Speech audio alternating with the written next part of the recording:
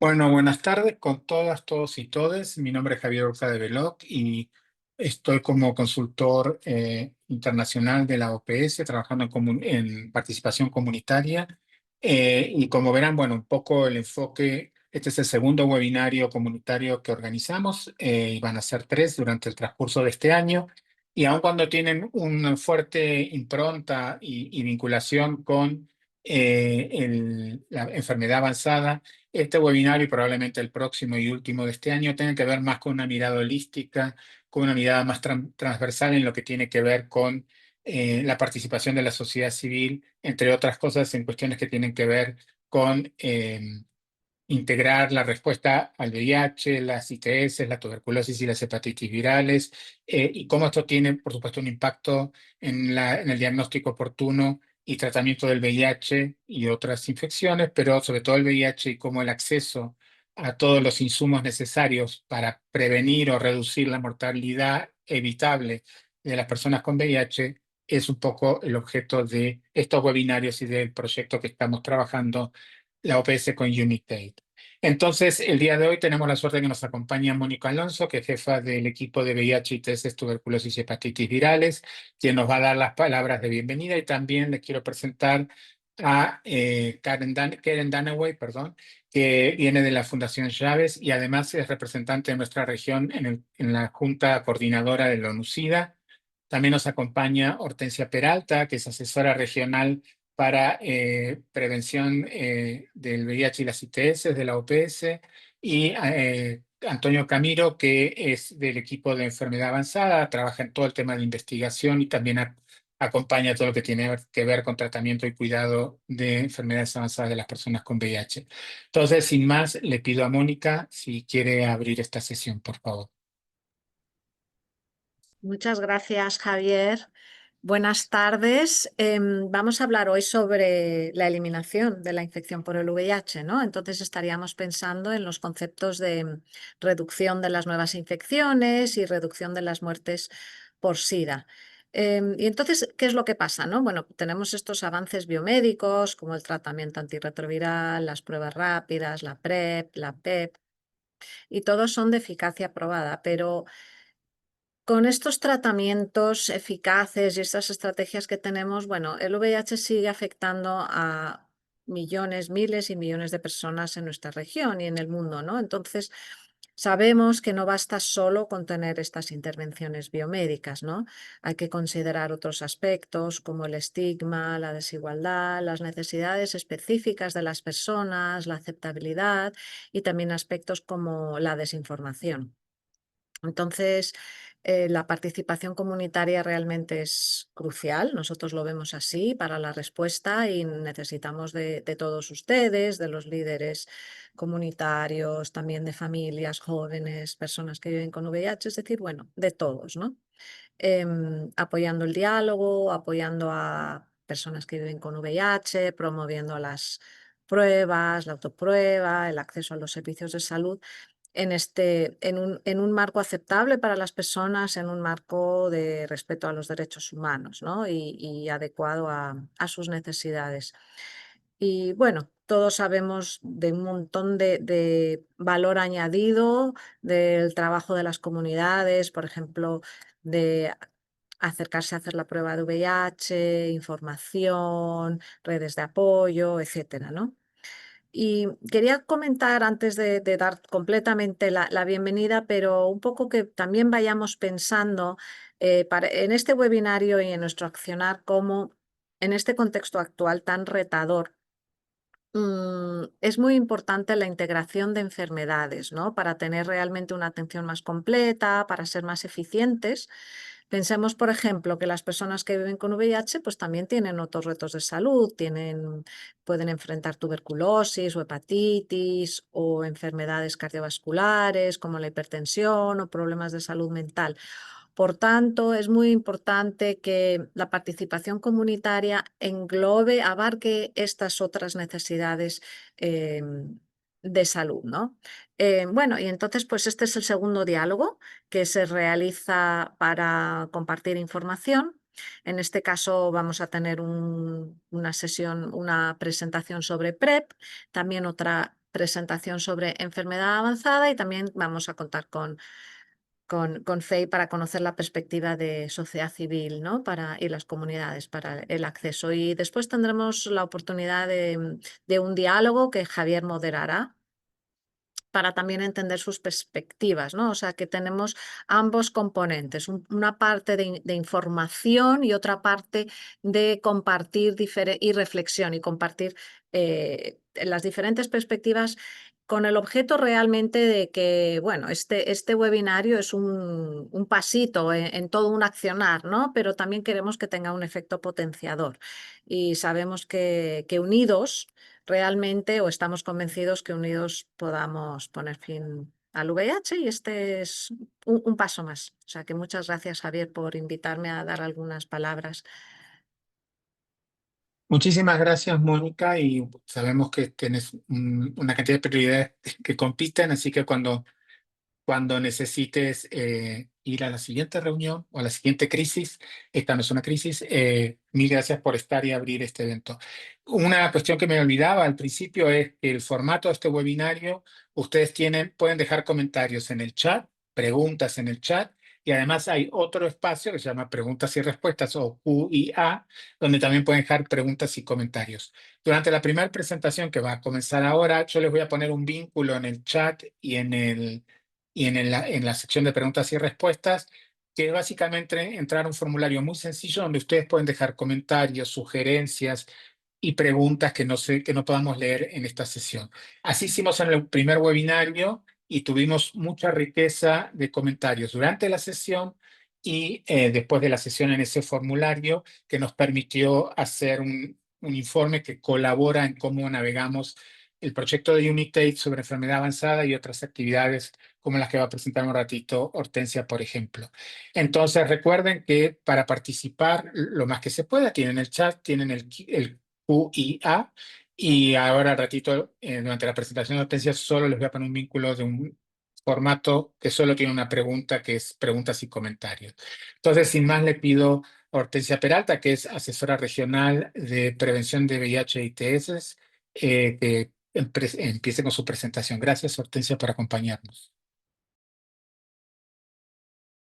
Hola Javier y hola a todos los que nos están acompañando. Bueno, ya Javier me hizo favor de presentar y se me ha encargado que hable sobre las prioridades de la prevención combinada y qué tenemos para cambiar un mejor impacto, bajo la pregunta de si es posible eliminar el VIH.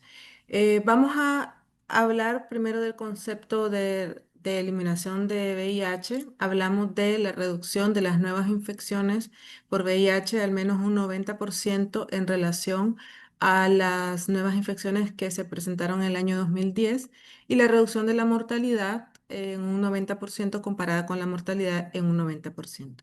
Por ser esta parte la de prevención, vamos a hablar del concepto de reducción de las nuevas infecciones. Y la primera pregunta es cómo estamos. Y eso lo hemos escuchado quizás en conversaciones previas o en otros escenarios, pero para ver de dónde venimos trabajando, hablamos de que el último reporte que está disponible del ONU-SIDA, que es el del 2023, nos decía que existe un aumento de un 9% en las nuevas infecciones por VIH en la región de América Latina y una reducción del 22% en la región del Caribe. Es decir, estamos un poco dispar. Los países del Caribe son un poco más pequeños, pero sin embargo las epidemias son igualmente concentradas. En fin, el panorama no va on track, como decimos, o sea, no vamos de acuerdo a lo que la meta se ha trazado. eh, Hemos tenido un aumento importante del número de personas que se encuentran en profilaxis previa a la exposición en la región, como pueden ver a la derecha. Del año 2020 a diciembre del 2024 teníamos casi 300.000 personas, que son 287.000. Si empezamos a contar ya los primeros 6 meses del 2025, es probable que hayamos rebasado el número de las 300.000 personas, pero no la última actualización que tenemos del tablero de mando que pueden encontrar en la página de OPS es de 287.000, aunque la semana anterior, pues vamos a ver ahí algunos datos por país, sabemos que tenemos a más personas en PrEP.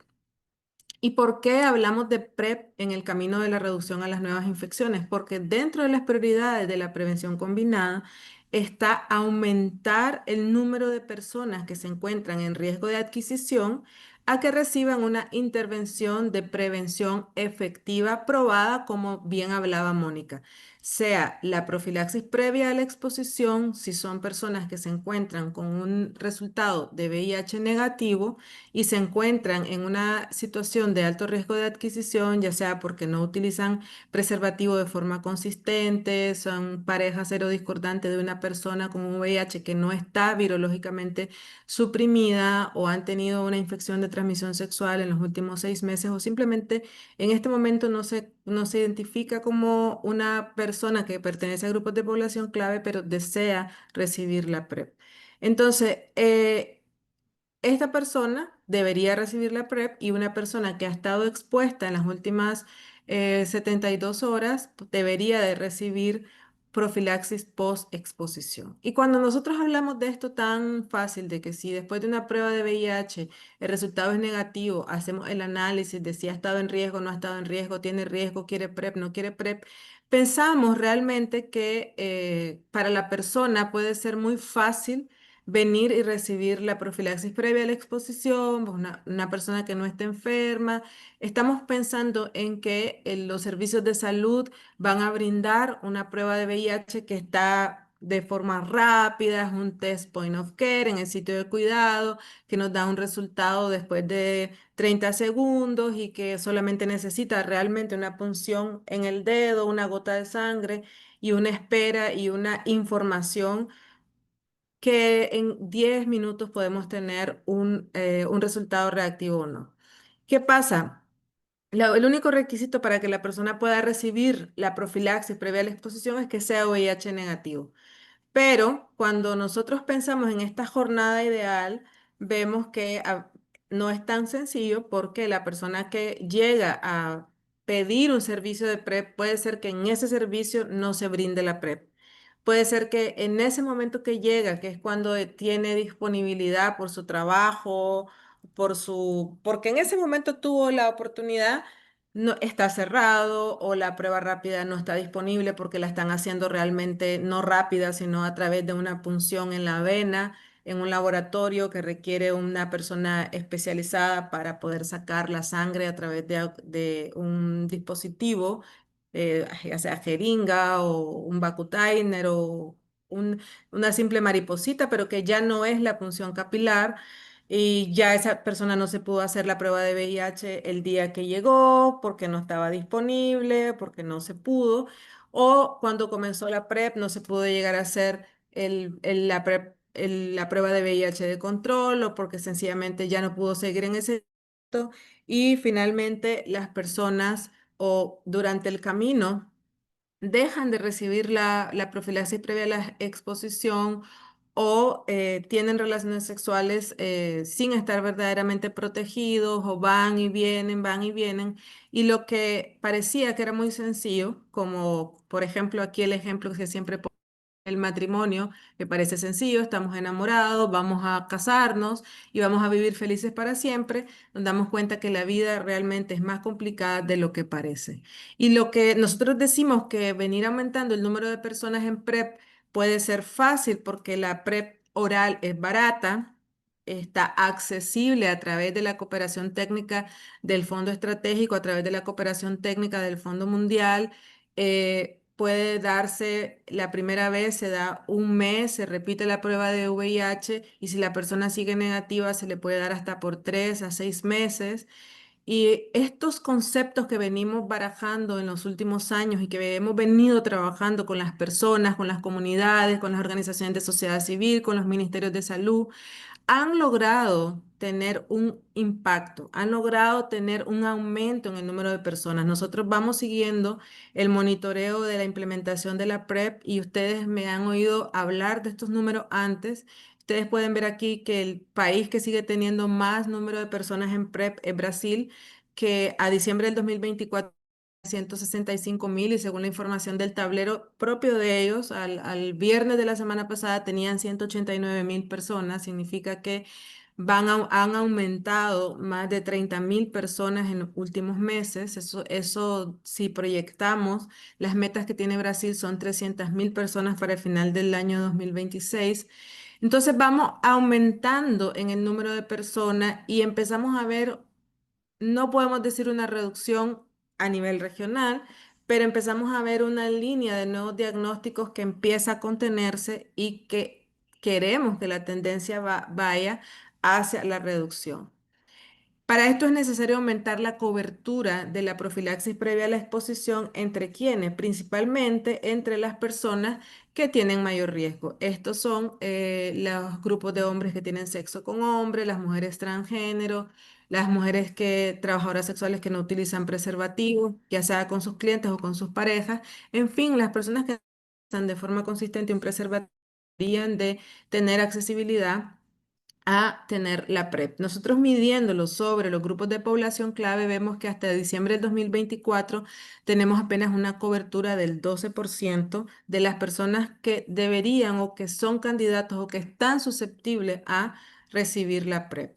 Basado en datos que yo les voy a enseñar posteriormente, el abstracto que se presentó en la conferencia IAS de la Conferencia Internacional de SIDA, datos de Brasil, se empezó a decir, bueno, hemos tenido un aumento porcentual del número de personas en PrEP, hemos aumentado 400% la PrEP, pero decir 400% porque hemos aumentado el número de personas sigue siendo insuficiente cuando las nuevas infecciones no están descendiendo. Entonces, se hace necesaria una nueva forma de pensar cómo medimos este impacto que la profilaxis previa a la exposición puede tener sobre las nuevas infecciones.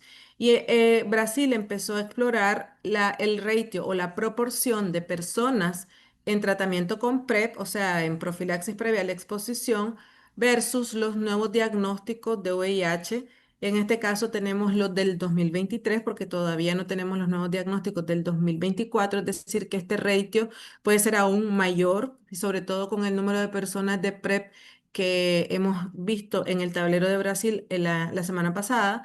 Pero esto es para que ustedes puedan ver que sobre 1,5 tenemos apenas 6 países en la región: El Salvador, Haití, Guatemala. Haití, Guatemala, recordemos que es mucho impacto de la cooperación externa. Honduras, Costa Rica y Brasil, que sigue siendo el país que tiene el ratio más alto. El objetivo provisional que Brasil ha planteado en su estrategia es que al menos deben existir 3 personas en tratamiento con PrEP, o sea, en profilaxis previa a la exposición por cada nuevo caso diagnosticado de VIH. Es decir, que todavía nos hace falta para hacer ese salto. Este es el abstracto que fue pronunciado, porque siempre me piden, ¿dónde está eso de Brasil publicado? Bueno, este es el artículo que se llama Evaluando la influencia de la PrEP en la incidencia de VIH en Brasil, un indicador directo para los que hacen las políticas públicas. Y ellos exploraron varios ratios: el ratio menor de 1, el ratio mayor de 1 y menor de 2, el ratio mayor de 2 y menor de 3, mayor de 3, menor de 4, mayor o igual a 4.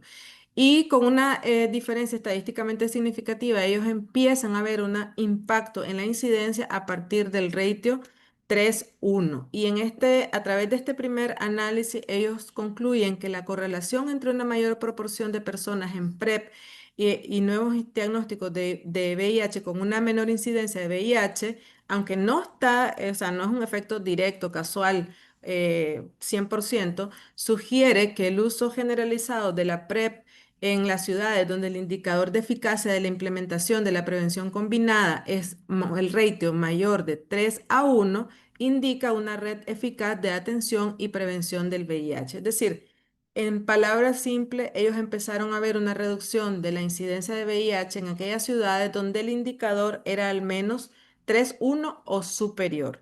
Ellos la semana pasada nos decían ya que habían alcanzado el ratio 3,1 y hay algunas ciudades como Sao Paulo, porque ustedes lo escucharon en el webinario del GCTH hace unas semanas sobre innovaciones en PrEP, que hablaban de que en algunas ciudades de mayores de 50.000 habitantes el ratio estaba, incluso la proporción, tan alta como 8-1. Ellos han empezado a ver una disminución en las nuevas infecciones que estaremos analizando en los próximos meses. ¿Por qué es importante esto? ¿Por qué es importante que las comunidades sepan esto?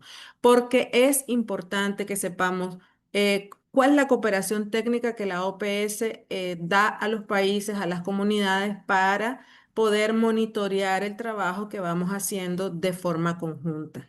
De forma conjunta, la OPS ha brindado cooperación técnica sobre políticas y elaboración de directrices y ya tenemos 31 países de los 33 países, exceptuando Canadá y los Estados Unidos, que ya tenían y que no tenemos una cooperación técnica directa, que tienen políticas o directrices sobre PrEP. 28 países a los que le damos seguimiento a la estrategia e implementación de los planes. 23 países que han establecido objetivos para alcanzar de forma ambiciosa, elevar la PrEP. Y se ha aplicado el marco de prevención, es decir, estos conceptos de PrEP, PEP, cascadas de prevención en 20 países. También ustedes pueden tener este tablero en este link. No es necesario que nos escriban para decirme, Hortensia, ¿cuántas personas están en PrEP? Ustedes pueden entrar ahí. Nosotros tratamos de ir actualizando el tablero al menos cada 3 meses, pero seguramente cada 6 meses está actualizado con lo que nosotros vamos preguntando a los países y anualmente pues está actualizado con los datos oficiales que los países presentan para el reporte GAM. ¿Queremos un monitoreo más efectivo? Sí lo queremos. ¿Queremos un seguimiento más efectivo? Sí lo queremos. Y eso es algo que los países deberían tener disponibles, así como está el tablero que yo les voy a presentar aquí, la información de Brasil, para que las comunidades y las personas y los usuarios y los trabajadores de la salud y los ministerios puedan saber cómo va aumentando el número de personas en PrEP. La OPS también tiene disponible antirretrovirales para la profilaxis previa a la exposición y entrenamientos. Y una de las cosas muy importantes que hemos venido haciendo es el trabajo de generación de demanda. Es decir, para generación de demanda, las comunidades primero deben de saber de qué se trata la PrEP, participar en las políticas nacionales. Hemos desarrollado una campaña regional de PrEP que se llama Mejor con PrEP en español y ahí está el link. Ahí hay recursos que las comunidades y los ministerios de salud pueden adaptar porque están los editables completamente, pueden utilizarlos, pueden adaptarlos. Hay un video explicando cómo funciona la PrEP que está hecho para trabajadores de la salud, pero también para dispensadores de PrEP y recursos en movimiento y otros recursos que ligan también esto a través de un acuerdo de entendimiento con la página de Grindr que puede permitir que los usuarios de Grindr tengan información sobre la PrEP y entren a saber cómo la PrEP puede ser importante para la reducción de las nuevas infecciones y para mantenerse negativo. También se apoya la prestación de los servicios a nivel comunitario porque las recomendaciones de la OMS lo dicen. Los modelos comunitarios centrados en las necesidades de las personas y queremos ir también trabajando con las comunidades el análisis cualitativo de las deficiencias en el acceso a la PrEP, es decir, que ustedes puedan identificar cuáles son las barreras. Nosotros siempre le decimos a los ministerios de salud, si van a abrir un nuevo centro de PrEP, dialóguenlo con las comunidades. No sirve de nada que abran un centro nuevo para la profilaxis previa a la exposición si esto no ha sido hablado antes con las comunidades que son las que van a ir a recibir la PrEP. Esto es lo que les hablaba del monitoreo que hace Brasil a través de la herramienta online. Ustedes pueden entrar al tablero y se van a dar cuenta que eso es actualizado. Bueno, no podría decir si es actualizado todos los días, pero es en tiempo casi real que ustedes pueden ir viendo el número de pruebas, el número de personas que son reactivas, el número de personas que son negativas y van entrando a la PrEP y ellos lo tienen publicado porque ellos se han comprometido a expandir la PrEP en un 147% para finales del 2027 para tener un impacto en la epidemia y este tablero que está online sirve para que los gerentes y la sociedad civil puedan ir percibiendo si el acceso y la expansión de la PrEP es equitativo para todas las personas. Por eso es importante que sepan las opciones de PrEP. Tenemos la PrEP oral diario, la PrEP oral a demanda, los inyectables de acción prolongados, que los que están recomendados por la OMS actualmente y vigentes son el cabotegravir de acción prolongada y el anillo vaginal de dapivirina. El único requisito para recibir PrEP es ser VIH negativo y no tener datos de infección aguda. Y hay diferentes opciones, como pueden ustedes ver, para hombres que tienen sexo con hombre, para mujeres trans que no tienen terapia hormonal, para mujeres trans que reciben terapia hormonal y para mujeres cisgénero. Nosotros venimos trabajando en un modelamiento y que esto se los estamos presentando por primera vez. Es la primera vez que vamos a presentarle esto a ustedes. Eh, es la segunda vez que lo presentamos. Son datos preliminares porque siempre nos preguntan cuántas personas necesitamos tener en PrEP para impactar las nuevas infecciones. Los ministerios de salud y también las comunidades nos dicen cuánto debemos aumentar en números de personas. Entonces, el modelaje matemático se basa en una fórmula que toma en cuenta la cobertura que existe actualmente para las personas de grupos de población clave, el número de personas que se encuentran dentro de esa población que están en riesgo y hemos basado el indicador de personas en riesgo sobre el dato más firme que existe en la región, que es el no uso de preservativo o el uso no consistente de preservativo dentro de este grupo de poblaciones. Las personas que ya tienen VIH, las personas que tienen VIH y están en tratamiento y se encuentran suprimidas, o sea, la cascada, ¿no? Las diagnosticadas, las que están en tratamiento y las suprimidas, y haciendo un cálculo que se debería hacer un aumento de la cobertura en el año 2026 para poder alcanzar el ratio 3,1, es decir, pasar de esa cobertura que tenemos un 11, subir un 17 y llegar a una cobertura de 30% para tener un ratio 3,1. Y a partir de ahí existen dos modalidades, dos escenarios. Aumentar la PrEP oral un 4,5% anualmente o aumentar la PrEP oral un 10% anualmente sobre el grupo de personas susceptibles o en riesgo de adquirir la PrEP. Y entonces ustedes pueden ver aquí, en el lado derecho de su pantalla, una raya gris que le hemos llamado el status quo, es decir, seguir como estamos con las 287.000 personas en PrEP, 300.000 personas, las nuevas infecciones no se van a mover. Si nosotros aumentamos y damos el salto de cobertura a establecer el ratio 3,1 en el siguiente año y luego vamos aumentando 4,5 por año, el escenario 1 es la raya azul, vemos que logramos una reducción de un 47% de las nuevas infecciones por VIH en 10 años, es decir, al año 2034, porque estos son datos basados hasta la PrEP del 2024 en diciembre. Si nosotros venimos y somos más ambiciosos y alcanzamos el ratio y empezamos a aumentar en el 2026 con 10% de la cobertura por año sobre las personas susceptibles, vemos que la reducción de las nuevas infecciones es aún mayor en un tiempo menor. Es decir, nosotros alcanzamos una reducción de un 53% de las nuevas infecciones por VIH en un periodo de 5 años. Si ustedes ven el gráfico de la derecha, se necesitan menos personas, o sea, el gráfico azul se necesitan menos personas, perdón, para ser más eficientes, porque para alcanzar el 53% de la reducción de las nuevas infecciones, nosotros necesitamos 1.600.000 personas, pero en 5 años.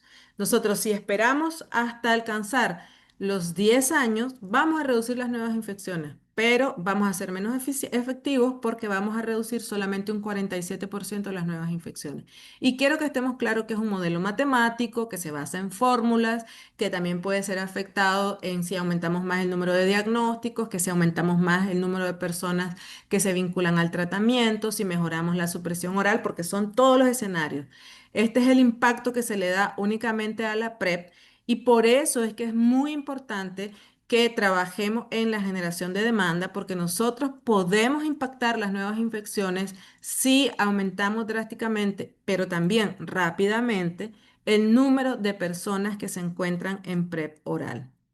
Para eso necesitamos trabajar el enfoque simplificado y diferenciado, generar demanda, aumentar las opciones de PrEP disponibles para las personas que están sexualmente activas y hacer un poco más accesibles y asequibles los servicios de PrEP. Se puede pasar de proyectos de implementación demostrativos a implementación a gran escala. Uno de los ejemplos es Colombia, que comenzó con un proyecto demostrativo pequeño apoyado por el equipo conjunto de Naciones Unidas y que actualmente tiene ya más de 10.000 usuarios en PrEP. Pero un punto importante y por qué lo traemos siempre o lo traigo en ejemplo de esta charla es porque la comunidad ha sido muy importante en la implementación de la PrEP en Colombia, de tal forma que existen los servicios liderados por la comunidad, tanto para la realización de la autoprueba, la vinculación de los negativos y la dispensación de la PrEP como implementación pública. Otra herramienta súper importante que necesitamos para escalar la PrEP a través de la notificación asistida de pareja y las redes de contacto. Ustedes pueden ver ahí cómo a partir de una persona con VIH negativo, que es el azulito, no, perdón, positivo, empezamos la notificación asistida de pareja, se encuentran dos negativos, un positivo, del positivo seguimos haciendo la notificación asistida de pareja, los negativos se ponen en PrEP, ahí está la pastillita, los positivos se ponen en tratamiento y así se va encontrando una cantidad de personas que pueden ser candidatas para recibir profilaxis previa a la exposición o para recibir tratamientos si son reactivas. Por supuesto que tenemos que buscar nuevas opciones de PrEP. En el pipeline hay tabletas orales para un mes, los inyectables de acción prolongada, muchos estudios en fase 1, fase 2, pero sabemos que aunque tenemos en las recomendaciones de la OPS, de la OMS, cabotegravir, hace 2 años no lo tenemos disponible. El anillo vaginal está disponible solamente en una guía y hay un apoyo directo del Fondo Mundial para recibir, si quisieran trabajar el anillo vaginal para mujeres cisgénero. No es tan efectiva como la PrEP oral y hay que usar otros métodos adicionales, pero bueno, está ahí y se sabe que la mayoría de las opciones involucran larga duración. Es muy importante conocer las poblaciones específicas. Este es un ejemplo de la implementación de cabotegravir de acción prolongada versus PrEP oral, porque también nosotros pensamos que todo el mundo va a querer PrEP inyectable a través de una generación de demanda cara a cara con las comunidades directos. Se hizo este proyecto en adolescentes entre 15 y 19 años. Se puso una gran proporción, se les dio a elegir, el 68% empezó en PrEP oral, el 31% empezó en inyectable y a los 2 meses se les preguntó si querían seguir. Un 60% prefirió mantenerse en opción inyectable y un 40% se quedó en PrEP oral. Es decir, hubo un porcentaje que cambió a inyectable, pero también hubo un porcentaje que se quedó en la PrEP oral. Entonces, este proyecto enseñó muchas cosas que parecen simples, pero no son tan simples. Primero, que aunque todos creemos que el inyectable de acción prolongada va a ser la opción preferente número uno, no lo es. Las personas no siempre quieren inyectarse, pero se sabe que son muy eficaces. La eficacia de la PrEP oral está totalmente definida por la adherencia, por lo que es muy importante trabajar el estigma, la discriminación, que las personas se sientan seguras, que haya opciones flexibles, que las personas puedan tener y recibir asesoría para las preguntas que tengan, las dudas que tengan mensajes eficaces, personalizados y que se aborden la situación de la salud mental integral dentro de los programas de prevención y en la participación de las comunidades. Realmente la reducción del estigma y la discriminación y hacer accesible la PrEP, pero aumentar la demanda de PrEP solamente se puede lograr a través de los modelos diferenciados y a través del trabajo conjunto entre las comunidades y los ministerios de salud. Entonces, a la pregunta si es posible eliminar el VIH desde el punto de vista de las nuevas infecciones, por supuesto, los modelajes nos dicen es posible reducir las nuevas infecciones. Necesitamos aumentar drásticamente el número de personas que van a hacerse una prueba de VIH. Necesitamos trabajar la notificación asistida de pareja, las redes de contacto, la autoprueba, que las personas conozcan su estado, si son reactivas, si son negativas y que las negativas tengan PrEP o PEP según sea la disponibilidad y aumentar drásticamente el número de personas en PrEP para impactar el indicador de las nuevas infecciones, la cosa que lograremos solamente si trabajamos juntos. Muchas gracias. Muchísimas gracias, Hortensia. Excelente presentación. Como vieron, no es la primera vez que nos acompaña Hortensia en uno de estos webinarios y siempre hay una mirada renovada, pero centrada en la importancia de promover el acceso y generar demanda a la PrEP. Y en relación con eso, al final mencionaba Hortensia este tema de las pruebas y las autopruebas y lo importante que es porque muchas veces nos preguntan a la sociedad civil, a las comunidades, a OPS, a NUCIDA, ¿cuánta PrEP? ¿A quién hay que darle la PrEP? ¿Quién es la persona que recibe la PrEP? Por lo pronto, todas las personas que son VIH negativas, ya sea aumentando la cobertura de diagnóstico y de autopruebas. Ahí ya hay una cohorte, un grupo de población muy importante. Y por supuesto, aquellas personas que reciben la prueba positiva es tan importante, como ustedes saben, muchos de los que están acá, entre los más de 160 personas que están participando de este webinario, son expertos en referencia, contrarreferencia, navegación de personas viviendo con VIH. Porque lo que pasa a veces entre el diagnóstico, la confirmación, no entre la prueba, el diagnóstico y la confirmación y el primer CD4 y carga viral, pasa un tiempo en algunos países o en algunos centros de salud hay burocracia y la gente se pierde. Esas personas que se pierden y se caen del sistema probablemente van a volver al centro de salud con enfermedad avanzada por VIH. Entonces, este proyecto que va ahora de alguna manera nos va a hablar conceptualmente sobre enfermedad avanzada Antonio Camiro, tiene que ver con lo que se está trabajando con Unitaid y la aspiración que para el 2030 la gente con VIH no muera, ¿no?, de una infección prevenible. Entonces, para eso hay que también centrarse en enfermedad avanzada como un continuo y por eso nos pareció interesante arrancar con Hortensia, seguir con Camiro y después con Keren que nos está esperando. Entonces, Antonio, si quieres compartir tu presentación, mientras tanto les digo que por favor dejen sus comentarios, preguntas en el chat en la sección de preguntas y respuestas o en el formulario que le estamos compartiendo.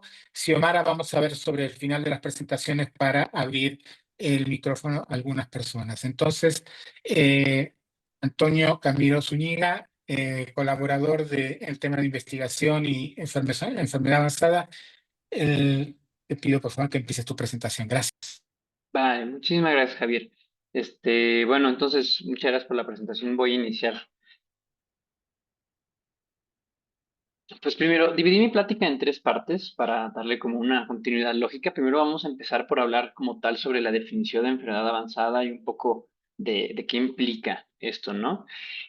Como tal, así, definición muy, voy a decir, purista de que es enfermedad avanzada se refiere a todos aquellos que tienen VIH y que aparte tienen menos de 200 CD4 o que ya presentaron una enfermedad oportunista, también conocida como evento definitorio de SIDA, que puede muchas veces ser también no necesariamente una infección, también puede ser alguno de los cánceres que están asociados a SIDA. Como tal, la mayoría de las personas que tienen estas infecciones oportunistas tienen menos de 200 C4, pero pues, se puede dar la situación que tengan más de 200. Solo velozmente, y yo quiero dar así literal todo el contexto desde cero, los CD4 rápidos son un tipo particular de leucocito o de glóbulo blanco, también le pueden conocer así, que se encarga de orquestar como tal la respuesta inmune contra ciertos patógenos que son, puedo decir, un poco más complejos que las bacterias comunes y por eso las infecciones oportunistas son aquellas que ocurren cuando estos CD4 bajan por un umbral lo suficientemente bajo como para que no puedan orquestar la respuesta del cuerpo contra estas infecciones. La historia natural como tal de la enfermedad por VIH está bien descrita, es algo que ya conocemos desde hace más de 20, ya diré 30 años, y vamos a hablar de cada cachito y de cómo esto te lleva eventualmente a la enfermedad avanzada, ¿no? Entonces, primero lo que pasa es que cuando el virus entra al cuerpo por primera vez, esto produce una infección primaria. El cuerpo como tal no tiene como antecedentes de haber encontrado un virus similar al VIH y esto va a ocasionar una respuesta muy fuerte como inmune, así como de ataque a estas partículas virales y esto se traduce en una infección aguda que da síntomas parecidos a la gripa. Lo tradicional, lo que más frecuentemente nos dicen es que van a ser personas que tienen fiebre, que pueden tener ganglios pues, muy inflamados, datos como pues, de mononucleosis, como faringitis, dolor de cabeza, o que crees que llega a crecer a veces incluso el vaso y el hígado. Y bueno, tiene varias implicaciones porque, uno, durante la infección aguda, como el cuerpo no tiene ninguna forma de defenderse contra el VIH, es justo una parte en la que vamos a estar en extremo vulnerables, ¿no? Y es justo, se va a ver aquí una caída muy, muy grande de los CD4 junto con una alza muy alta de la cantidad de virus en sangre, que le decimos de forma técnica como carga viral, ¿no? También las personas que están en esta etapa de la infección como tal, no están en enfermedad avanzada, aunque lleguen a tener menos de 200 CD4. ¿Por qué? Porque esos CD4 van a subir poco después de la infección aguda y aparte, diré, rara vez será grave y rara vez se pondrá en peligro a la persona. Luego entramos a la fase de latencia. En esta fase lo que pasa es que el cuerpo ya produjo algún tipo de respuesta medianamente efectiva y controla la replicación del virus por mucho tiempo. Esta respuesta es parcial porque como tal nunca elimina el virus y tiende a empeorar con el tiempo, pero, o sea, va a producir al menos una mejoría transitoria después pues de la infección aguda por VIH. Lo normal es que esta latencia esté libre de síntomas y que las personas que están en este periodo de latencia muchas veces no se den cuenta de que tienen VIH. Y esto es justo el periodo en donde la mayoría de los contagios ocurren. Lo normal es que este periodo de latencia, o diré lo más frecuente, es que dure aproximadamente 8 años, pero hay personas que progresan más rápido por temas genéticos y pueden o sea, decimos progresión al tiempo en el que tarda una persona en llegar a enfermedad avanzada. Y pueden tardar hasta 3 años si son progresores rápidos, o hay personas que son progresores lentos y tardan más de 10 años. Y hay un grupo muy, muy, muy selecto y raro de personas que llegan a producir una respuesta inmune que controla el virus, voy a decir por siempre, que son los controladores de élite. Pero no vamos a hablar mucho de ellos porque son eventos, diré, relativamente raros. Conforme va pasando el tiempo, el VIH va destruyendo las defensas del cuerpo y esto se va a traducir con que empiecen a aparecer lentamente síntomas, empiezan a haber síntomas constitucionales, o sea que empieza a haber un poco de baja de peso, pueden llegar a empezar a salir ganglios, fiebre, o pueden llegar a salir lesiones en la piel, o pues, que empezamos a tener como ciertas manifestaciones infecciosas que voy a decir no son frecuentes en las personas que no tienen VIH, pero que no definen enfermedad avanzada como tal, como que haya reactivaciones de herpes zóster o reactivaciones de tuberculosis leves, ¿no?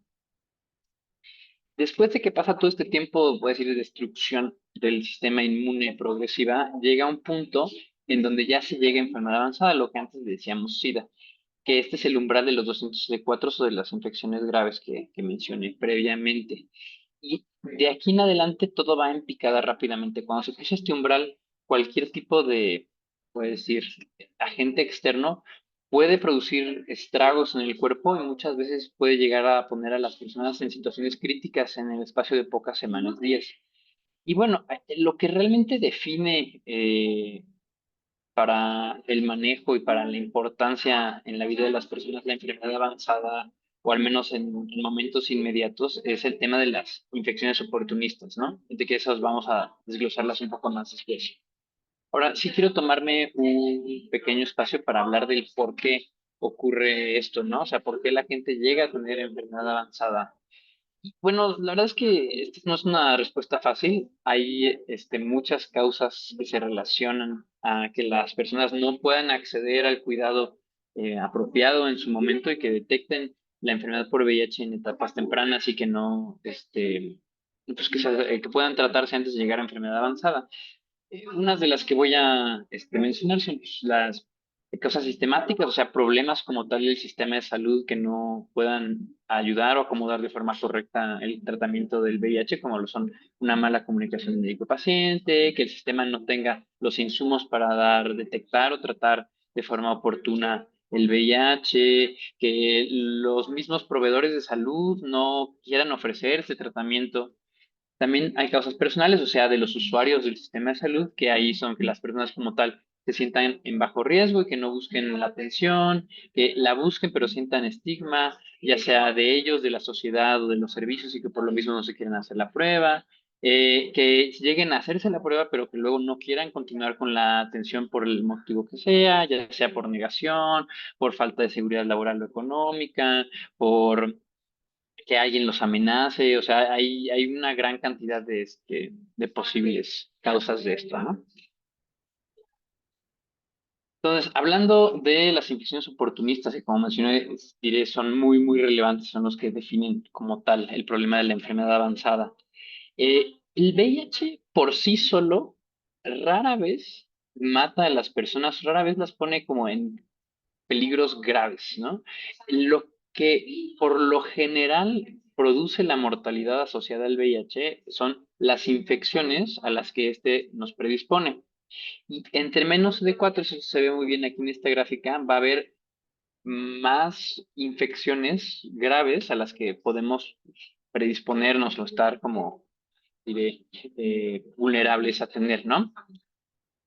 Hay signos y síntomas que comparten la mayoría de estas infecciones y que siempre son datos de alarma que deben de hacernos pensar ya sea o en enfermedad avanzada por VIH o en buscar ayuda de alguien del sistema de salud o de alguien especialista en caso de que tengamos algunas cosas que son los síntomas constitucionales como pérdida de peso, fiebre, escalofríos, duración nocturna, que haya diarrea que no se quita, o sea, diarrea crónica que dura más de 2 semanas, dolor de cabeza que tenga características distintas a los dolores de cabeza que hemos tenido antes, un dolor de cabeza que no se quita, problemas visuales, o sea, que las personas dejen de poder ver bien, manchas en piel, crecimiento de ganglios que no se quitan, o úlceras en la boca. Todas estas cosas siempre tienen que hacer a las personas pensar en que puede haber una enfermedad avanzada por VIH, ¿no? Y como tal, hay muchísimas infecciones oportunistas que se relacionan a la enfermedad avanzada por VIH y estas están, puede decir, codificadas en los distintos sistemas de salud.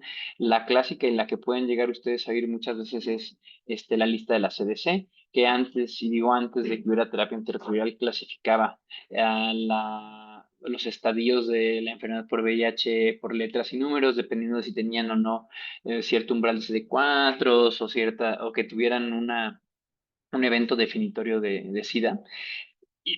Pero me quiero enfocar realmente solo en las más frecuentes, que son las que les pongo ahí en el póster de buscado a la derecha, que son la candidiasis, la neumocistosis, tuberculosis, criptococosis, histoplasmosis, toxoplasmosis y las dos neoplasias como principales asociadas a VIH, que son el sarcoma Kaposi y los linfomas no Hodgkin.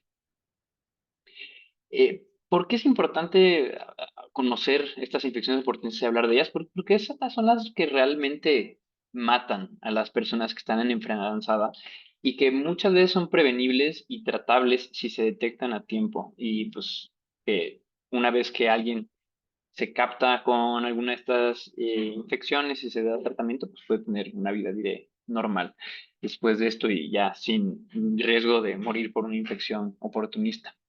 En nuestra región son tres las principales que producen pues, la mortalidad relacionada a VIH, que son la histoplasmosis, la tuberculosis y la criptococosis. Y como ven aquí en estos recuadros, uno de los problemas principales es que no las diagnosticamos a tiempo muchas veces o no las diagnosticamos en general. Y bueno, hablaremos un poco más de esta problemática conforme avancemos, pero esto es principalmente por falta de acceso a recursos diagnósticos y de educación relacionada a estas infecciones, tanto en la población en general como en el personal de salud. ¿Cómo las detectamos? Bueno, aquí les pongo una pirámide, empezando desde la base, siendo lo que óptimamente haríamos para captar estas oportunistas, que sería hacer un tamizaje de rutina. O sea, en aquellos que aún no tienen ningún síntoma o ningún dato que nos haga pensar en que tienen una oportunista, hacerles un estudio de laboratorio que sea muy sensible para poder detectar aquellos que ya van a desarrollar la infección y poderlos tratar antes de que estén pues, en peligro, ¿no? La siguiente es con la búsqueda activa, o sea, alguien que ya tiene síntomas, que llega al servicio de salud le pedimos algún estudio de imagen o demás para encontrar pues, esta infección. Esto ya es un poco peor y por eso está en el segundo eslabón, porque son personas que ya tienen síntomas y que ya tienen una infección que los está poniendo en riesgo.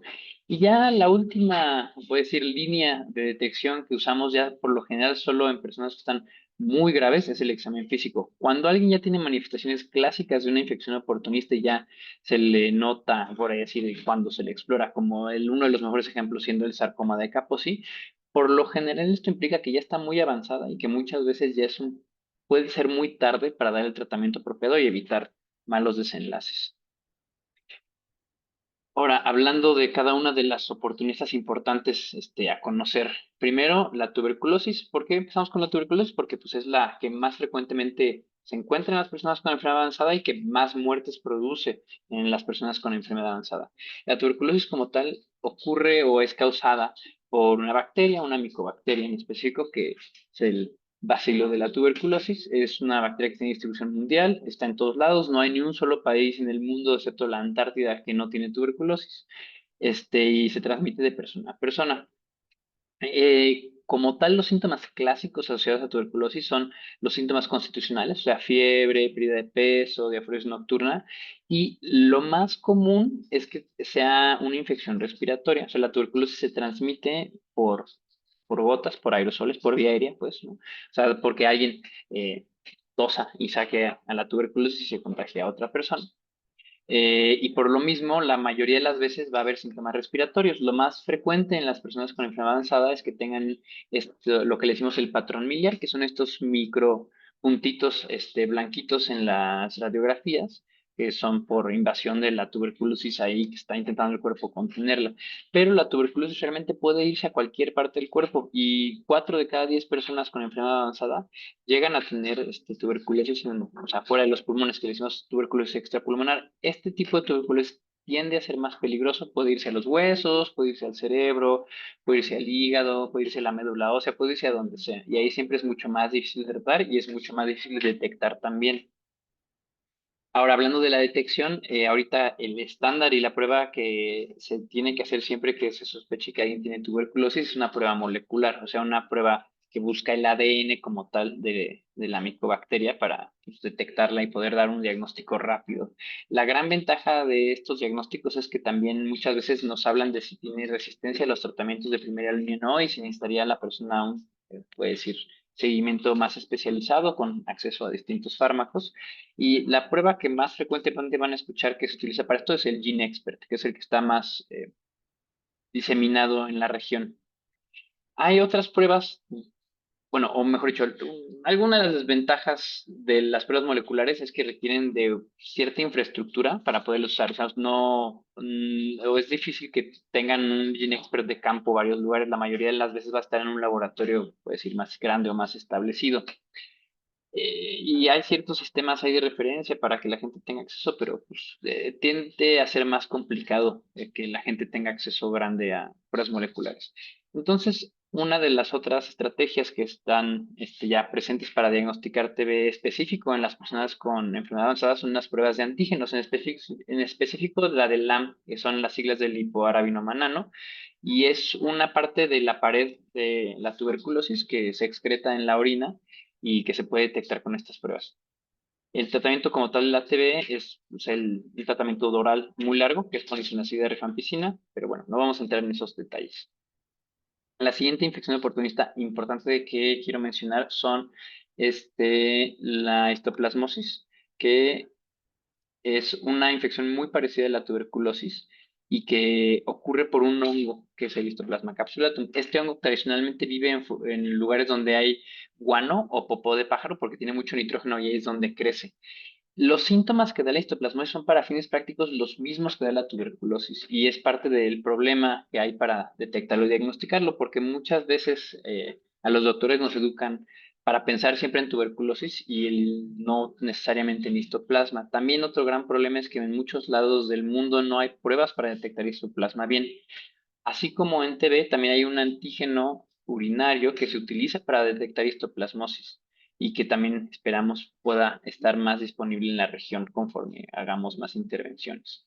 El tratamiento para histoplasmosis es con anfotericina B y con itraconazol, que son dos antifúngicos que también luego puede llegar no a haber en todos los lugares de atención. Es otro de los problemas y desafíos del manejo de la histoplasmosis. La siguiente infección es la criptococosis. Este es un hongo que se ve aquí en la foto de arriba a la izquierda, que tiene la particularidad de que se va mucho al sistema nervioso central, o sea, al cerebro, ¿no?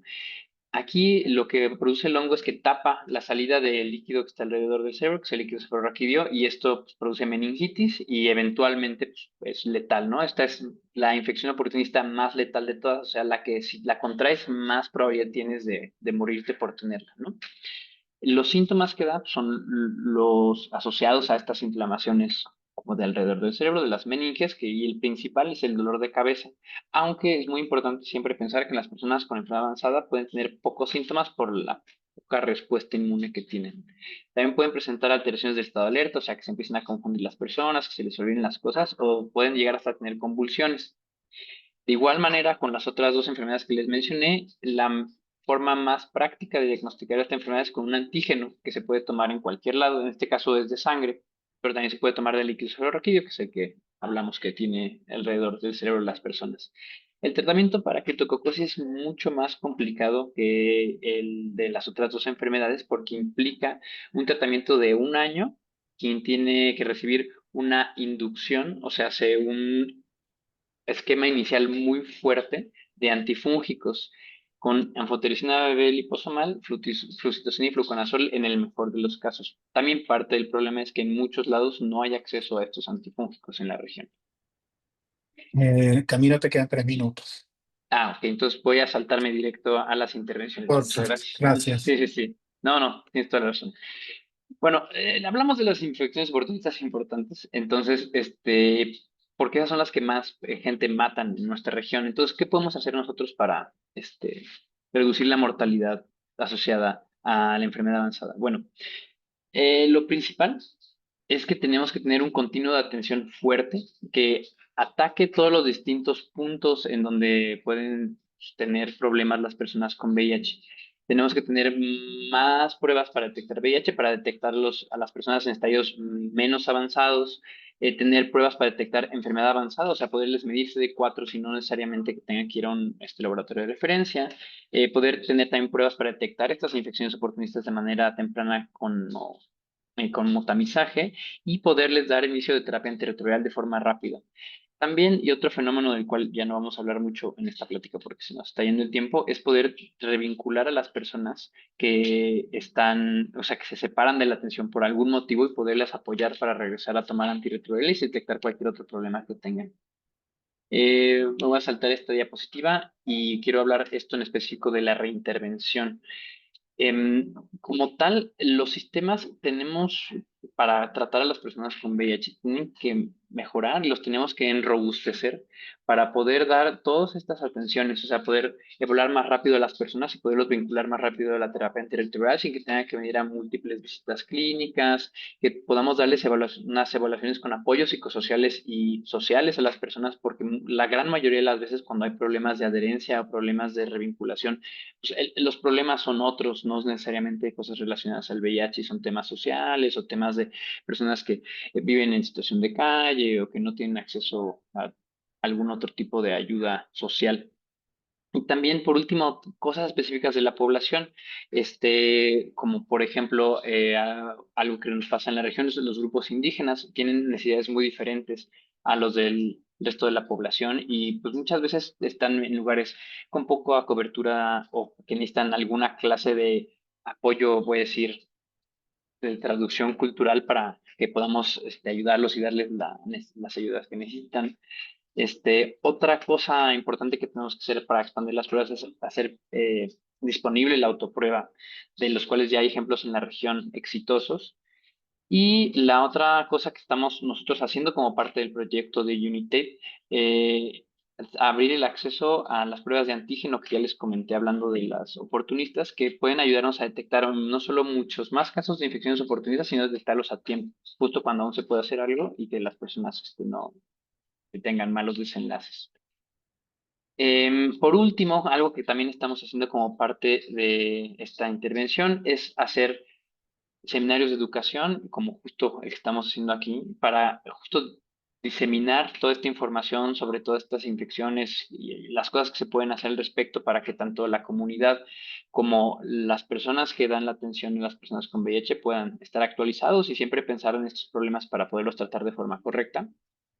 Y para concluir, pues, o sea, sí, estamos trabajando nosotros mucho para meter todas estas intervenciones, pero, o sea, el solo meter estas pruebas o solo conseguir tratamientos para estas oportunistas no va a ser suficiente. O sea, necesitamos tener reformas en el sistema de salud para poder apoyar a las personas que viven con VIH, conseguir acceso a todos estos insumos y realmente reformular las atenciones que se dan para que sean centradas en el paciente y no en el diagnóstico, porque el problema muchas veces, insisto, no es solo detectar el VIH o saber que tiene VIH, sino todo lo que está alrededor. Y ya, de eso sería todo, Javier. Espero no haberme pasado demasiado. No, no, tranquilo, estuvo muy bien, es mucha información, pero bueno, de eso se trata, ¿no? Cuando estamos trabajando con la comunidad. Lo que te pido, Camilo, mientras escuchamos la presentación de Keren, que entres a Q&A, que hay algunas preguntas específicas que ya puedes responder en línea. Entonces, no podemos tener una sesión de este tipo sin la perspectiva de la comunidad y en ese sentido, para los que llegaron recientemente, tenemos más de 170 personas conectadas. Quería pedirle a Keren Dunaway, quien es muy conocido para la mayoría de ustedes en esta llamada. Es una activista que está trabajando en la Fundación Llave y además representa a la región en el PCB de ONUCIDA. Keren, por favor. Gracias y gracias Javier y gracias a UPS por la invitación y por abrir ese espacio. Mi nombre es Keren, me presento muy rápido otra vez. Mi nombre es Keren, yo tengo muchos sombreros. Soy de Fundación Llaves, que estamos en Honduras, donde apoyo el área de comunicaciones, incidencia y juventud. Y también soy parte de la delegación de ONGs para la Junta Coordinadora de UNCIDAD, delegada de Latinoamérica y el Caribe, y también coordinadora de AT para el índice de estigma como ICW Global. Y hablar de la eliminación del VIH a mí me genera muchos sentimientos encontrados. Por un lado, sé que existen avances fuertes, ¿no? Y avances excepcionales como el PrEP y como el I igual a I, porque cuando llegaron esa evidencia científica cambió todo. Pero también soy realista en el contexto donde estamos ahorita, parados, porque las barreras de acceso ahora solo se van a profundizar más. Y eso es algo, no es nuevo, pero va avanzando más rápido. Desde que comencé el activismo hace muchos años, y también desde mi experiencia como alguien que nació con VIH, veo que muchas de estas barreras más profundas no tienen que ver con la falta de evidencia ni con lo técnico, sino tienen que ver con la forma en que están organizados nuestros sistemas de salud y, bueno, la sociedad, ¿no? Una de las principales barreras sigue siendo el estigma institucionalizado o el estigma en la comunidad, en la sociedad. Y este estigma condiciona mucho en las decisiones de las personas con VIH sobre acceder al tratamiento, sobre ejercer sus derechos, sobre todo si hablamos de poblaciones claves y mujeres jóvenes, ¿no? Pero también hay formas de estigma mucho más sutiles. Em, Puede ser una mirada incómoda que se le dio en un servicio de salud, un comentario fuera de lugar o actitudes de los mismos proveedores de salud, como por ejemplo cuando evitan contacto físico con uno o cuando utilizan doble guante solo por saber el diagnóstico, ¿no? Y todo esto al final termina en negación de servicios o simplemente no ir a los servicios. Es un trato desigual y también decisiones, y hay varias decisiones que se toman eh, sin nuestro consentimiento, ¿no? También sigue la narrativa de que, y a pesar de que ya pasaron años y hay mucha gente que todavía se queda en los 80s, todavía sigue viva la narrativa de que el VIH solo afecta a ciertas poblaciones, ¿no? Y esto deja de fuera muchas personas que también viven o podrían vivir con VIH y no lo saben todavía. Por ejemplo, hemos visto, y esto han salido en varios estudios, que muchas mujeres jóvenes y adultas solo se hacen la prueba si están embarazadas o si su pareja murió. Entonces no hay algo específico, una estrategia activa o un enfoque real de prevención, especialmente cuando se habla de mujeres en edad reproductiva. Además de eso, hay otra barrera que no siempre se menciona, pero siempre está entre líneas, ¿no? Y me refiero que es la burocracia. En Honduras, por ejemplo, en mi país, incluso cuando se aprueba el presupuesto para VIH, los fondos se estancan en procesos de compras públicas. Entre que se asigna dinero, se hacen los trámites y se intenta gestionar la adquisición de los insumos, muchas veces el año se acaba y no se ejecutó nada. Y tenemos dinero presupuestado, pero no hay pruebas ni tratamiento donde la comunidad lo más necesita. Y esto no simplemente se dice, ay, solucionémoslo con voluntad política, sino que también tenemos que hablar de reformas que hagan posibles ejecutar el presupuesto de manera eficiente y transparente. Y eso solo se hace con la comunidad también. Y no me quiero tomar mucho tiempo porque me gustaría mucho escuchar de otras colegas acá, pero tampoco puedo ignorar lo que pasa con la desvinculación del tratamiento. Ahorita lo escuchamos en las dos presentaciones. Muchas personas, sobre todo los jóvenes, desde mi experiencia también, se desconectan del sistema de salud en algún momento de sus vidas y solo regresan cuando ya están en etapa de enfermedad avanzada. Puede ser por varios factores: cambio de ciudad, miedo, falta de privacidad. Algunos necesitan visitas mensuales que no todo el mundo puede ir todos los meses a una cita mensual.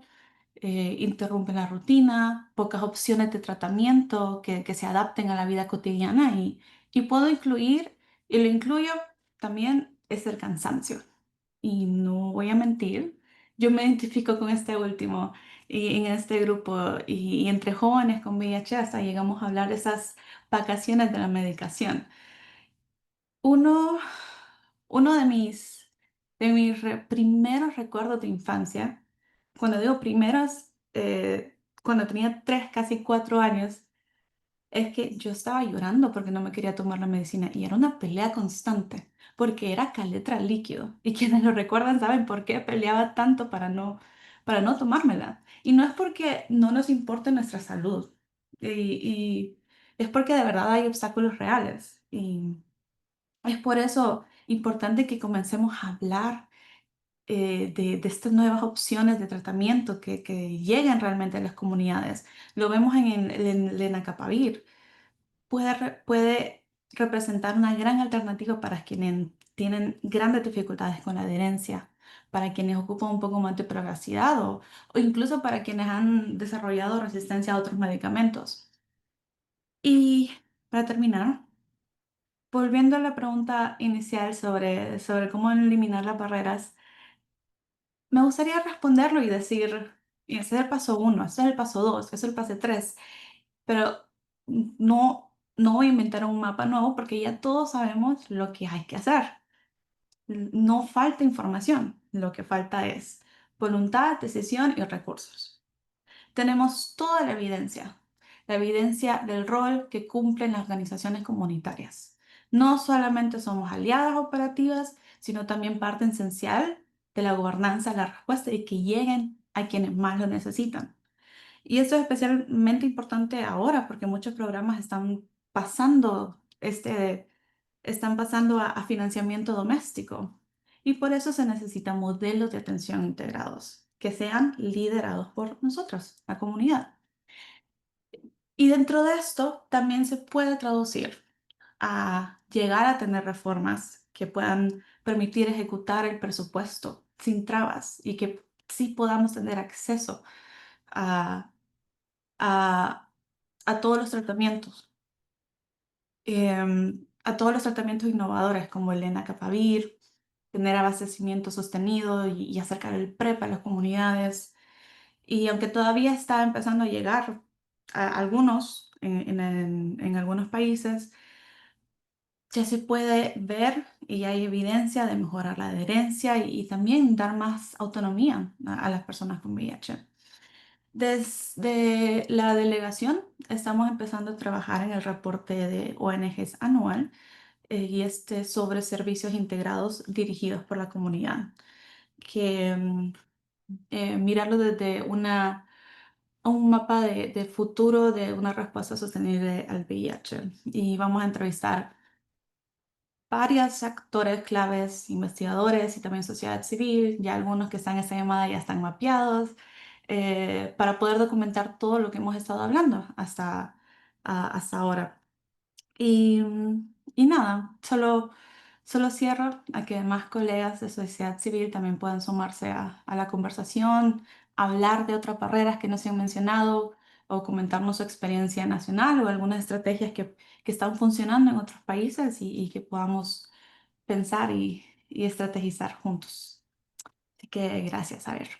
Muchísimas gracias, Keren. Excelente presentación. Y había preguntas en el chat y en la parte de preguntas y respuestas relacionadas con el estigma en el servicio de salud, y me parece que vos lo has señalado en forma brillante. Y el otro tema que es un elefante en la sala de la respuesta al VIH son las formulaciones pediátricas. No solo han desaparecido algunas porque no son competitivas para las casas farmacéuticas, sino, como bien decías tú en tu propia experiencia, en la de miles y miles de niñas, niños y niñas en la región que son absoluta y completamente intolerantes, ¿no? Con un nivel de perversión de básicamente dañar la calidad de vida de las personas que necesitan formulaciones pediátricas para el VIH. Hortensia, bueno, también hay una pregunta sobre PrEP en Venezuela y no sé si quieres agregar algo más y después vamos a ver si Xiomara y Stacy pueden abrir sus micrófonos. Pero primero, Hortensia. Bueno, yo contesté todas las preguntas en el, en el question and answer, pero me gustaría decir, el año anterior en Bolivia se logró avanzar con los entrenamientos para trabajadores de la salud, Ministerio de Salud, diálogos con las organizaciones de sociedad civil y la guía de PrEP se terminó. O sea, se concluyó, ¿ya? El punto está ahorita en la disponibilidad de antirretrovirales y eso el país lo sabe muy bien. Estamos tratando de avanzar para arrancar con un proyecto demostrativo para implementación, no para demostrar eficacia, ¿sí? Eso está muy claro, no porque ellos necesitan ver, por ejemplo, que si la persona llega, si va a llegar mejor a los centros comunitarios, etcétera, etcétera. Y estamos en eso. En Venezuela el año anterior se desarrolló la guía, se hizo una consultoría y la guía se concluyó, se tuvieron varias reuniones donde participaron organizaciones de sociedad civil y el Ministerio de Salud. Hicimos entrenamientos también, pero pues lamentablemente por la situación actual del país, la guía está ahí. Y creo que es algo que podríamos trabajar con las comunidades o que deberíamos estar trabajando con las comunidades para volver a colocar el tema de la PrEP en la mesa de negociación. Había mucha reticencia todavía en el 2023, poco en el 2024, dentro de las mismas comunidades. Y lo tengo que decir porque querían recibir la PrEP por médicos infectólogos, ¿ya? Y esa es una barrera muy grande. La verdad es que la recomendación de la OMS habla de dispensación a través de personas entrenadas, enfermeras, trabajadores comunitarios, porque lo que necesitamos es realizar la prueba de VIH. Es diferente para otras cosas, ¿no? Pero realmente esto se trata de personas sanas y bueno, va a depender de la legislación del país, pero esa barrera se logró bajar un poco hasta que fuese un médico general o con entrenamiento en VIH y eso aceptó la comunidad. Yo creo que es muy importante la sensibilización del papel que las comunidades tienen en todos los países que se ha avanzado con la PrEP, ha sido por el liderazgo de las comunidades, trabajado con los ministerios de salud. Si las comunidades no están convencidas, no va a avanzar la PrEP. Y si no hay voluntad política, no va a avanzar la PrEP. Entonces, eso es como un triángulo que tiene que coalescer en esas tres puntas y que yo creo que en estos dos países pues estamos pendientes, ¿verdad? En América Latina. Ok. Una pregunta te voy a hacer breve porque tenemos a Stacy y a Xiomara para abrirles el micrófono. Una de las cosas, uno de los temas candentes en la región después del Fondo Mundial seguramente es el tema del Lenacapavir y esto, por ejemplo, ONUCIDA y el Fondo Mundial se han pronunciado, más allá de la crisis económica, en ambos casos, sobre la importancia y cómo va a ser un punto de inflexión en la respuesta y están pro Lenacapavir y están trabajando fuertemente. Desde la OPS y la OMS, brevemente, ¿cómo se está viendo este tema? Porque obviamente hay una discusión muy importante en la sociedad civil acá representada sobre el acceso, el precio, las patentes y demás, y por supuesto las complejidades que va a llevar, ¿no? Vos lo mencionaste en tu charla, lo mencionó Keren, pero quería un poco escuchar de OPS y OMS un poco cómo están viendo el tema del lenacapavir, obviamente en las Américas. Ya, bueno, lo he dicho antes, la PrEP en cualquiera de sus formas va a tener diferentes impactos. Sí, y este impacto está directamente relacionado con dos cosas, con la eficacia del tratamiento, que está relacionado intrínsecamente con la adherencia, y la cobertura del tratamiento. Es decir, la eficacia del lenacapavir es 99%, la eficacia de la PrEP oral, si se toma como debería tomarse, es 99% también. ¿Qué pasa? Que hay un problema de adherencia, que las personas no se toman las pastillas porque no nos gusta tomar pastillas y andamos alrededor de una efectividad clínica del 80%. No sabemos cuánto es la efectividad clínica del lenacapavir porque el lenacapavir no está disponible todavía, pero asumimos que como va a ser inyectado cada 6 meses, la efectividad clínica va a ser mejor. Entonces, por supuesto que la OMS, y lo hemos dicho, está preparando unas recomendaciones para la inclusión del lenacapavir que va a estar disponible en julio.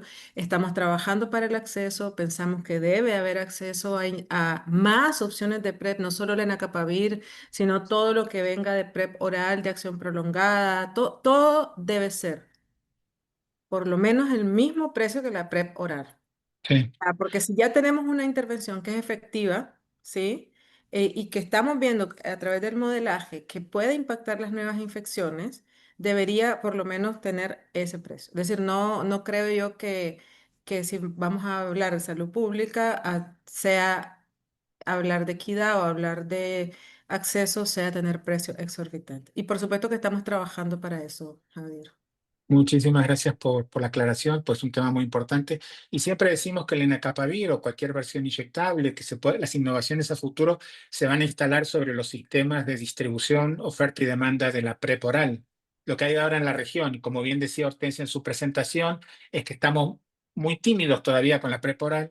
Y cuanto más podamos avanzar y acercar al ratio 3 igual 1, como Claro. tiene Brasil, ahí vamos, sobre ese sistema bien aceitado y con más oferta y más demanda, van a venir los inyectables. Claro, Hortensia. decíamos, si vamos a reducir 47% en 10 años, ¿no?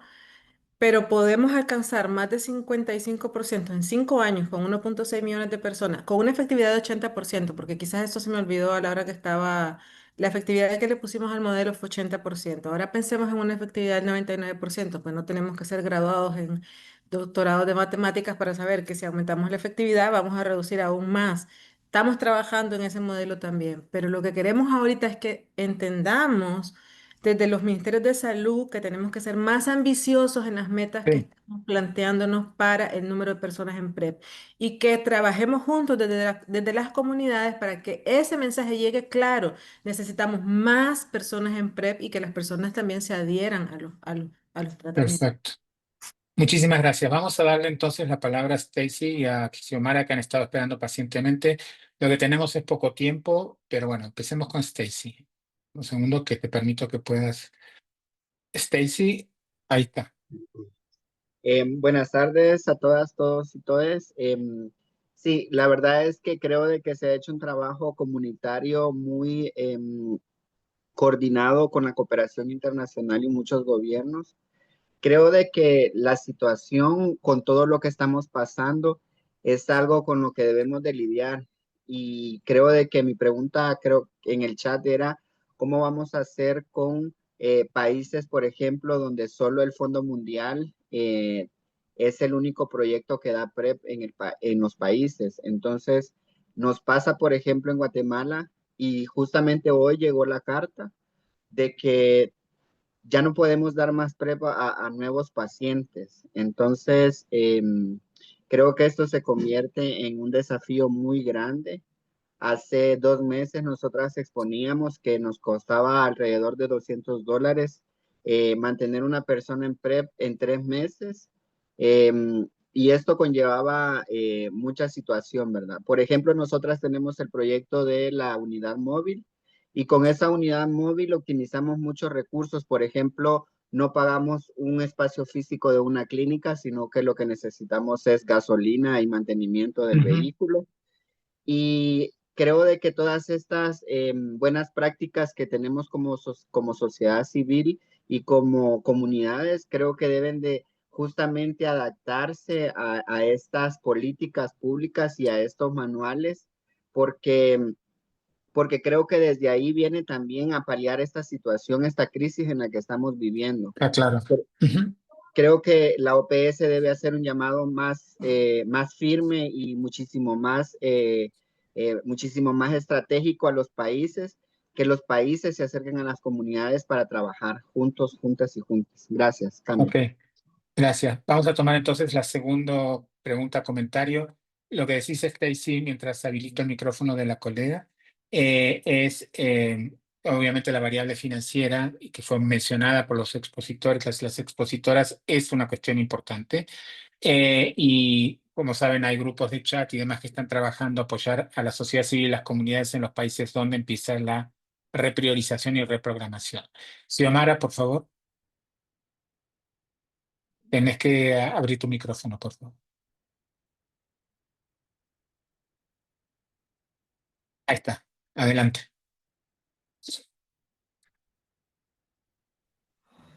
Hola, ¿me oyen? Hola, sí, te escuchamos perfecto. Bueno, mire, en realidad creo que lo que decía la colega Hortensia tiene muchísima razón. Si la participación de la comunidad o de los grupos culturales o religiosos o indígenas, etcétera, es imposible realmente diríamos, pensar en el éxito de un programa si no está inmersa en ella la comunidad. Y por eso una de las cosas que, por ejemplo, en Venezuela, en mi caso, yo trabajo particularmente con, con grupos indígenas. Entonces uno se hace la pregunta, realmente, si las comunidades, si dentro de las estrategias que utiliza la Organización Panamericana de la Salud o los grupos que trabajan con ese tipo de proyectos, en este caso VIH, realmente está como un elemento importante considerar todos esos grupos culturales que tienen, diríamos, preceptos y formas de vida, estilos de vida, cosmovisión diferente. Entonces, desde mi criterio, pues deberían ser introducidos dentro del proyecto, pero desde su propia cosmovisión, porque si no es imposible uno llevar ese programa y que ese programa luego sea exitoso. Ok, muchísimas gracias. Lo que vamos a hacer ahora, para que tampoco ¿Puedo ser el breve? comentario, ¿Puedo sí, comentar? le iba a dar el micrófono a ustedes. Tenemos un minuto y medio por cada expositor. Si quiere agregar algo o si vio alguna pregunta, entonces empezamos con Hortensia, seguimos por Keren y después por Camilo. Voy a tratar de sumarizar. Uno, desde la OPS estamos apoyando esta repriorización o análisis y nos hemos puesto a la disposición con los mecanismos coordinadores de país a través de del Fondo Mundial, ¿no? Para que se lo transmita también a sus ministerios, a sus mecanismos coordinadores de país y también a los ministerios de salud a través del GCTH para apoyar cada análisis en cada país, porque una de las cosas que no debe pasar es parar la PrEP, ni parar el testeo, ¿ya? Ve- eh, Me pueden citar, nos pueden citar, sin PrEP, la PrEP es una intervención esencial para la reducción de las nuevas infecciones por VIH. Así de simple. Dos, en la cosmovisión, por supuesto. Tenemos diálogos interculturales, que dan un manual de diálogos interculturales que se desarrolló primero para tuberculosis, pero que se está desarrollando en otras enfermedades. Y Omar no está en este webinar hoy porque anda en el Amazonas tratando en una misión específica de VIH tuberculosis en la Amazonía peruana. Es decir, es un elemento indiscutible y voy a juntarlo con cuando vemos las estrategias de los inyectables. Sabemos que no es fácil que desde la cosmovisión se acepten las inyecciones, pero quizás las inyecciones puedan ser más útiles para contextos migratorios, para contextos aislados, para pueblos lejanos. Es decir, cuando esto se vaya haciendo realidad, también hay que pensar cómo vamos a llevar esas nuevas tecnologías a los pueblos Ujú. originarios. Y definitivamente nada para las comunidades sin las comunidades, y los que me conocen saben que no es un discurso, es una realidad. Siempre esto es lo que nosotros vamos promulgando y lo tratamos de llevar desde la palabra hasta la acción. Así que cualquier pregunta, Javier, Vale. salgan los cuestionarios, ya saben que mi celular y mi correo está abierto y el del equipo también. Gracias. Gracias, Hortensia. Y mencionar también que cada vez que hay una misión de cooperación técnica de la OPS en los países, hay una reunión de consulta participativa con sociedad civil y se visitan algunas organizaciones de sociedad civil y comunitarias. ¿Quieren algo que quieras agregar antes de cerrar el webinario? Algo breve. Sí, claro. Sabemos que no estamos en un contexto fácil y la próxima semana también se va a discutir el futuro de UNOSIDA y con ello el rumbo de la respuesta global al VIH. Y nada, solo no podemos hablar de eliminación, sino también hablar de sostenibilidad, de financiamiento y la necesidad de proteger los espacios que han sido clave para la comunidad. También si Exacto. alguna Sí, pregunta. perdón, sigue. Ujú. Solo si tienen alguna pregunta del PCB o del informe de la delegación, también pueden escribirme. Genial. Pon tu correo por las dudas, aunque todo el mundo lo tiene, pero por las dudas ponlo en el chat. Camilo, algo que quieres agregar de lo que escuchaste, no es obligatorio, pero algo que has leído. Bueno, gracias por estar respondiendo a las preguntas en el Q&A, pero algo que quieres agregar, Camilo. Sí, solo yo creo que una de las grandes cosas para las que siempre será mucho mejor la comunidad que cualquiera de nosotros, voy a decir, establecimientos multinacionales, es en el generar demanda. Y para mí es súper importante que por lo mismo todos ellos conozcan todas estas cosas que se les pueden ofrecer a las personas con VIH y enfermedad avanzada para que de su lado también los exijan. Y eso nos ayudará todos como gran ecosistema de salud, el poder darle la mejor atención posible a las personas con VIH. Muchísimas gracias, Camilo. Bueno, gracias a todas, todos y todes, especialmente también a Julio y Juan David, que están atrás de bambalinas y que hicieron posible toda la técnica de esta reunión. Tenemos la lista de todos los participantes que se han inscrito en este evento. Van a recibir un vínculo con el video completo. También eso se publica en la página web de OPS y lo van a encontrar si entran a la página de VIH. Ahí están todos los temas importantes para la OPS, como ha sido PrEP, enfermedad avanzada, etcétera. Y ahí van a encontrar el video del webinario 1 y el webinario 2, que fue este. Agradecerles, por supuesto, a Mónica, que salió corriendo a otra reunión, a Keren Danaway, a Hortensia y a Camilo por su presentación. Agradecer a todos ustedes. Tenemos más de 40 comentarios en el formulario de Drive y que vamos a trabajar sobre eso. Y también les vamos a compartir a los expositores y actores claves en la región las presentaciones de PowerPoint. Con todo esto, y agradecerle a todos ustedes por sus comentarios y preguntas en el chat y su participación con más de 170 personas durante las presentaciones, les deseamos que tengan una buena semana y el mejor de los éxitos en los tiempos un poco desafiantes que tenemos adelante. Suerte que en la semana que viene en el PCB y a todos los que van a estar trabajando en la reprogramación del Fondo Mundial. Con esto terminamos este webinario y esperen la tercera edición antes de fin de año. Gracias a todos, todas y todes. Bye. Muchas gracias.